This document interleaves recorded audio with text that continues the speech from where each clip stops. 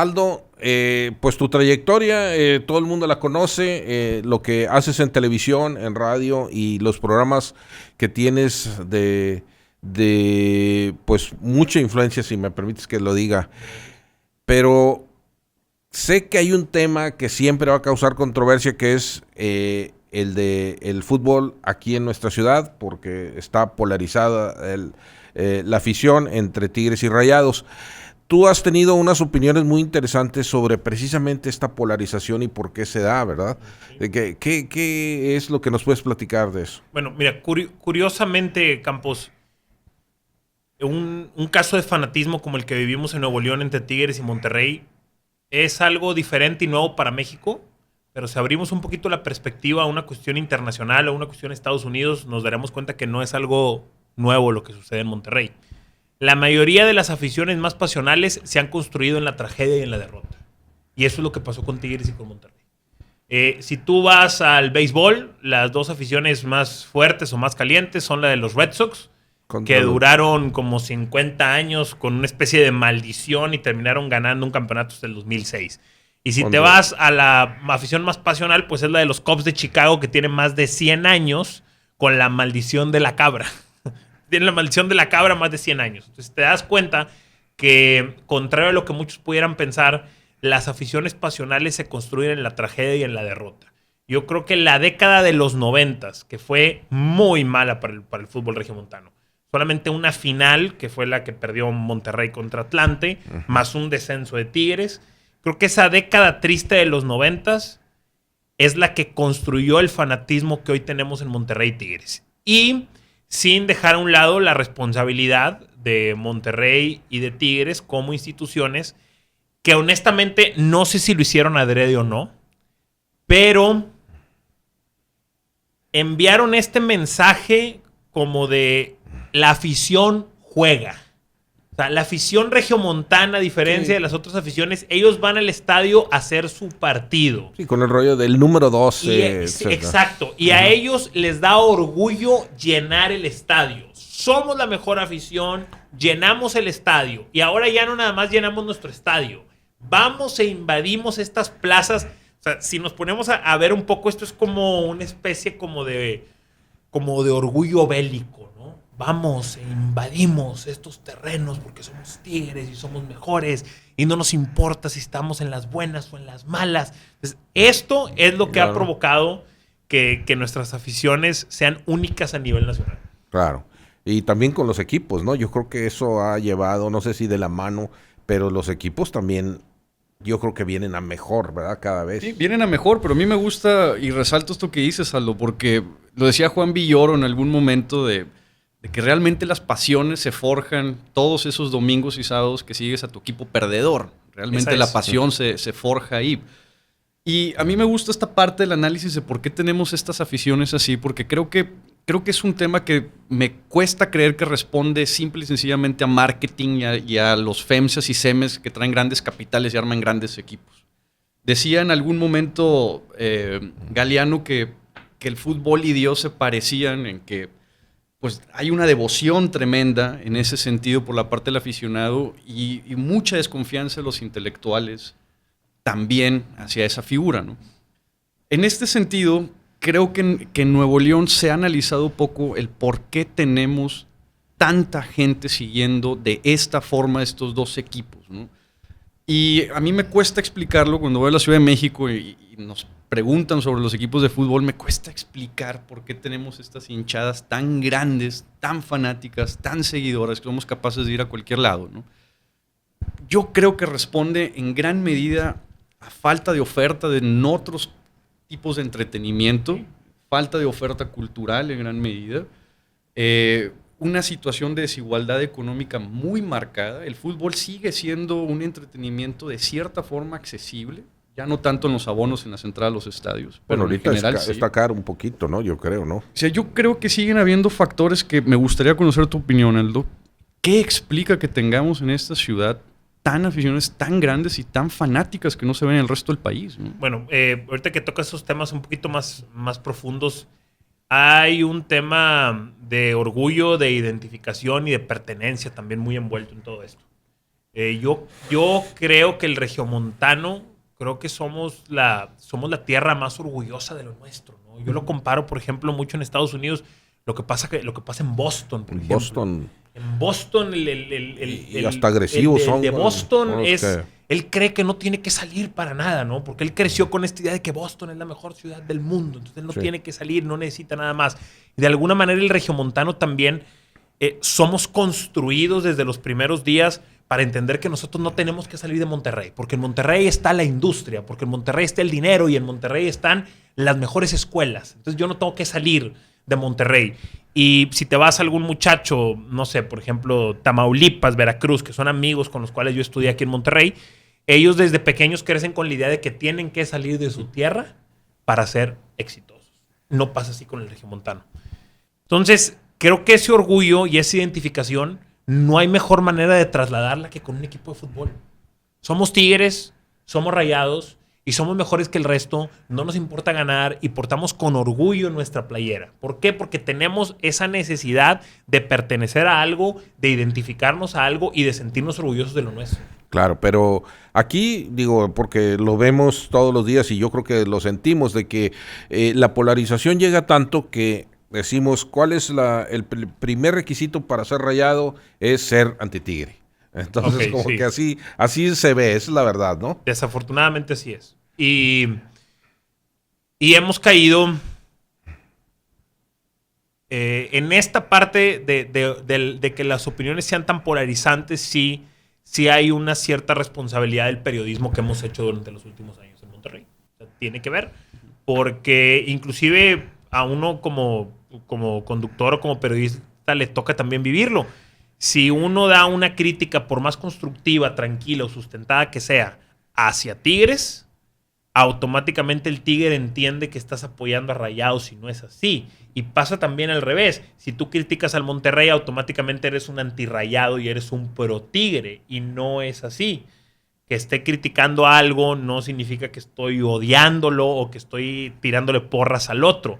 Pero hemos crecido en medio de ese ambiente y esa rivalidad que a la gente le cuesta trabajo ya como creer o comprar la idea de que puedes hacer una crítica justo en medio sin necesidad de amar o odiar al otro. El tema del estadio de Tigres creo que refleja totalmente todo este contexto que está sucediendo en opiniones. Si lo vemos en términos de un habitante más de esta zona metropolitana, un nuevo estadio, una nueva inversión, otro desarrollo, nos cae bien a todos. Significa derrama económica, significa empleo, etc. Pero cuando se traduce a un tema de rivalidad y etcétera, incluso en el ambiente político, podíamos ver las opiniones dentro de los que eran tomadores de decisiones en esa situación, portando su bandera, ¿no? Que es realmente trágico, ¿no? Es increíble. Sí, porque aquí teníamos en el tema del estadio, que creo que afortunadamente me tocó estar muy cerca y son más las cosas positivas que las negativas que me trajo porque conocí grandes personas. Aquí teníamos a una persona con la idea, con la visión de que Monterrey podía ser el mejor del mundo en algo. O sea, teníamos a una persona que ni siquiera es regiomontano, pero que se creó en Monterrey con la visión de que Monterrey podía tener el mejor estadio del mundo. Con la visión de que Monterrey podía tener anualmente partidos de grandes ligas, con la visión de que Monterrey podía tener un Sunday Night o un Monday Night, y que podía generar una obra de arquitectura que iba a poner a Monterrey en el mapa del mundo por construir un estadio en un puente sobre un río y con una idea maravillosa de conectar la parte sur y la parte norte de Monterrey y hacer este símbolo de unidad en un puente y en un estadio. Y la gente no pudo entender que esto era por Monterrey o por Nuevo León o por México. No lo pudieron hacer. O sea, para ellos no pudieron salirse de esto es por Tigres o es por Rayados. Ese tema se volvió un peón más de la guerra entre Tigres y Rayados. Exactamente, en lugar de haber sido un tema de unidad. Que al final de cuentas un estadio es unidad.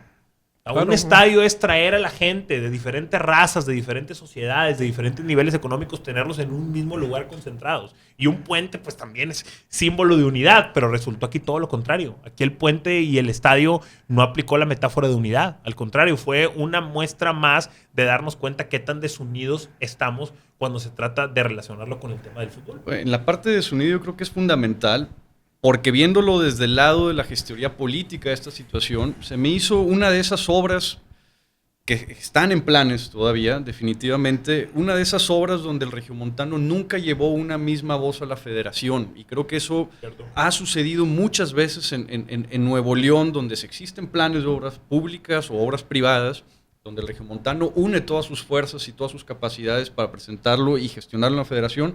Esta vez creo que no fue así. Esta vez creo que fue un esfuerzo de algunos y no de la comunidad en general, que siempre ha sido bastante buena en el tema de gestoría, ¿no? Aquí hablando de competencia, como lo vimos en la cápsula anterior, ¿es bueno o es malo?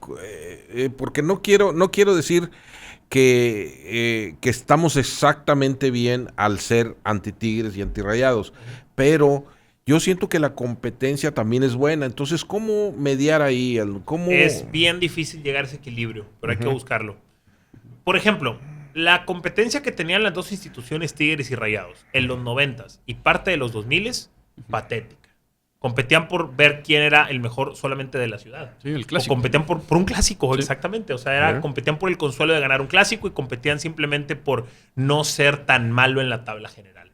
Pero yo creo que de unos 6, 7 años a la fecha, nuestras directivas están dándole el ejemplo a la afición de cómo trasladar esa competencia local hacia algo positivo. Hoy Tigres y Monterrey compiten por ser los dos mejores equipos de México, no de la ciudad.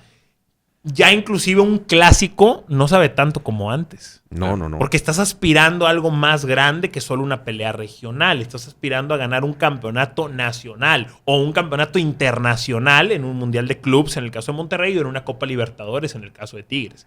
Creo, Campos, que las dos directivas de unos años para acá nos están dando un buen ejemplo de cómo hacer esta competencia local, cómo trasladarla hacia un punto positivo. Claro, y yo creo que, no sé si quisieras hablar algo de las contrataciones, que yo creo que son ese punto positivo, ¿no? Sí, porque creo que la dinámica de la industria en la que está evolucionando el fútbol regiomontano ya se volvió una industria en la que ya no compiten en este clásico. Ahora tengo que competir contra el contenido que no solamente está en la televisión, tengo que competir contra el contenido que tiene un regiomontano en todas las redes sociales, en todas las plataformas de otros deportes y en todo lo que experimenta un regiomontano en entretenimiento. Eso ha elevado la competencia entre los dos grupos que mantienen esto de una forma muy interesante. La pregunta es si lo van a poder sostener y por cuánto tiempo van a poder sostener estos estándares que están trayendo la ciudad. Estás hablando del nivel de jugadores. Vaya, traen un francés, traen a Gignac.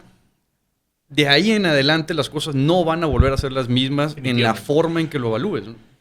¿Cómo ves esa contratación? Yo, antes de estar aquí ante la cámara, te comentaba que yo no había visto en el fútbol mexicano un seleccionado de un equipo europeo de primer nivel que jugara aquí en nuestra liga cuando está en un punto de competencia, ¿verdad? Y lo que hace especial la contratación de Gignac es que lo traen en el pico de su carrera. Así es, en los así años es. en plenitud.